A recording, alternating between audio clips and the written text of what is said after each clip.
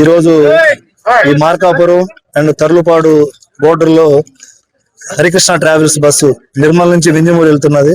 అదే విధంగా చీమకుర్తి నుంచి వచ్చిన టిప్పర్ ని ఎదురెదురుగా ఢీకొనడం వల్ల ఫైర్ సంభవించి దానిలో సుమారు కొంతమంది చనిపోయినారు. 12 మెంబర్స్ అబోవ్ చనిపోయినారు.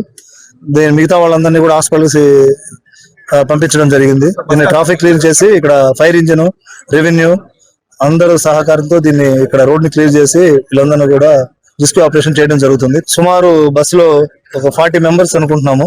ఇంకా పూర్తిగా తెలియజేయాల్సింది. ఇందాక అది మన ట్రావెల్స్ బస్సు డ్రైవరు ఇప్పుడే కొంచెం షిఫ్ట్ చేయడం జరిగింది. ఈ రోజు ఈ మార్కాపురం అండ్ తర్లుపాడు బోర్డర్ లో హరికృష్ణ ట్రావెల్స్ బస్సు నిర్మల్ నుంచి వింజమూరు వెళ్తున్నది. అదే విధంగా చీమకుర్తి నుంచి వచ్చిన టిప్పర్ ని ఎదురెదురుగా ఢీకొనడం వల్ల ఫైర్ సంభవించి దానిలో సుమారు కొంతమంది చనిపోయినారు. 12 మెంబర్స్ అబోవ్ చనిపోయినారు.